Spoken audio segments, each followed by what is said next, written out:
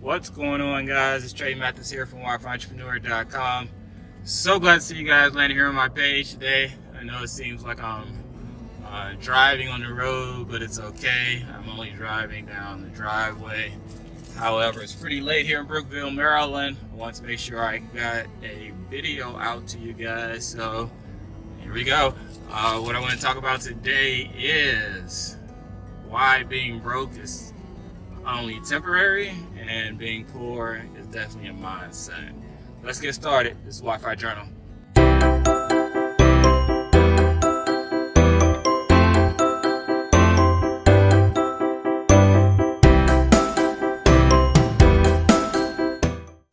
So what's been going on, guys? Well, in the last video we talked about investing, and in that conversation, in the investing conversation, I know that I caught a lot of people off guard. You're thinking to yourself, man, I don't have any money to be investing. He's talking about being, investing our profits and so on and so forth.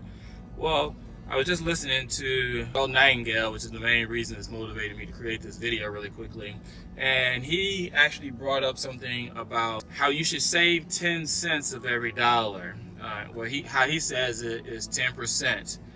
You should always save 10% and reinvest it.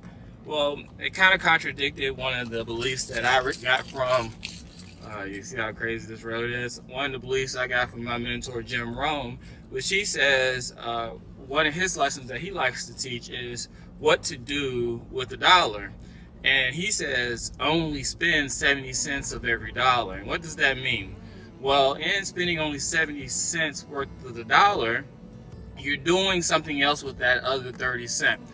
You know, people are saying that they're broke because of the fact that normally when they get a dollar, they spend the entire dollar, right? As soon as they get it, it's out, it comes in, it goes out. Now, money is a transactional tool.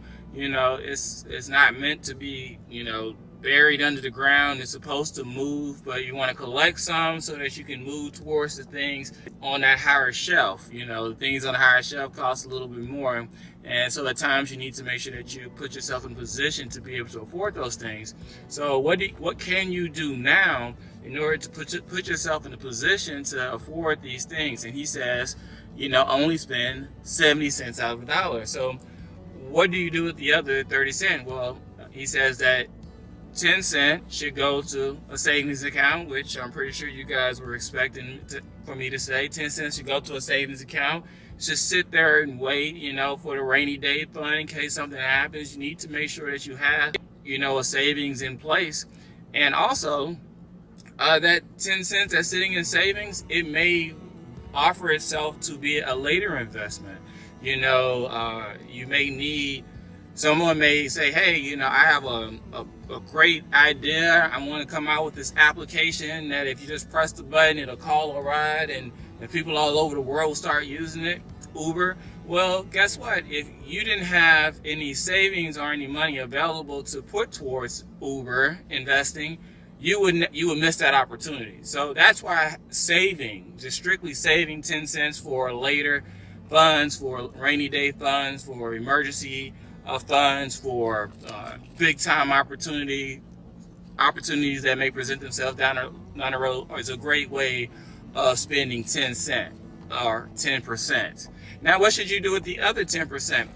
Jim Rohn says that the other 10% you should actually use towards active investment, meaning it's not being saved, but it's actually going to work. And what he means by going to work is things like stocks, where you can invest 10% or 10 cents, if you will, towards a stock, and as that stock price, some other company, IBM, the CEO of IBM, for example, the CEO of Facebook, you're investing your 10% into them, into actually working capital. You're investing towards that. Now, and the last thing that he says that you should do with the 10 cent, the other 10 cent, is that you should put it towards your own personal efforts, meaning have the 10 cent be towards something like personal development, have the 10 cent going towards, let's say, an opportunity to build your team and grow your team online, to support your online business.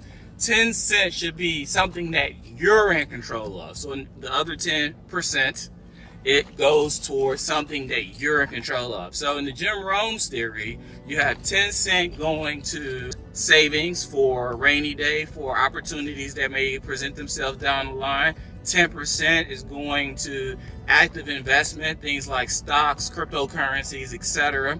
And the other 10% is going towards active, something that you're actively engaged in, actively a part of. You know, you're going to see it be successful. So if you had to ask me my opinion, I would say that I'm more of the Jim Rohn. I think that you should only spend 70 cents of every dollar and then put the other 30 cents towards actively working towards your brighter tomorrow.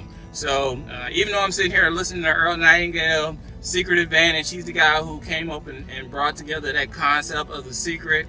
Even though I'm sitting here listening to him right now, I was just thinking, man, you know, I'm really the 30% saver. You know, that's where you want to be, and that's why I'm going to encourage you guys to find your place as well. He talks about, Jim Rohn talks about how he found that concept, or captured that concept, through a book from one of his mentors, and that book was called The Richest Man in Babylon. Now, I actually have a link below that talks about how you can access The Richest Man in Babylon. I checked out the book. It's absolutely phenomenal. It talks and illustrates stories where people have used this exact same concept way back into the ancient times to become some of the richest and most powerful people in the world, or in history, if you will.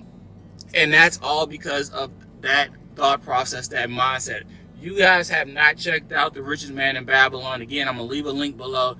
I loved it. I'm sure you're going to love it. You're going to find value in it. I promise you, once you start putting in place some of the techniques that they talk about, you're going to see your financial portfolio change. You're going to feel a lot more secure with your spending, because the fact you also know that you're going to be doing some of these additional things. So I highly encourage you guys to check it out. I know this video was a little bit sporadic, only at times. It was pretty smooth. It was great. I know you loved it. I hope you guys check out The Richest Man in Babylon. You're going to be really happy you did if you that you watch this video, if you do. But I wanted to make sure that I kept with my habit of putting together these videos and content that I feel can be beneficial to you guys. If you guys think that this video has been of help to you, please leave a comment below. I'm loving the comments from the people who are watching it, the videos. They really motivate me to keep me going. I'm working to motivate you to keep you going, to get your business off the ground, to get you into personal development, to get you investing and saving and making money. So do me a favor, show me some love down below so it can encourage me to shoot another video. So until we talk again, I'm pretty sure you guys already know about our wonderful community. If you're not already a part of our community, be sure to join us. We have over 1 million online entrepreneurs. We're all helping each other succeed online. We want to help you succeed. So until we talk again, I'm home. I'm going to go say hello to my wonderful family, but I wanted to talk to my wonderful community and tell you guys I love you too. So until we talk again, take care and be blessed. Peace.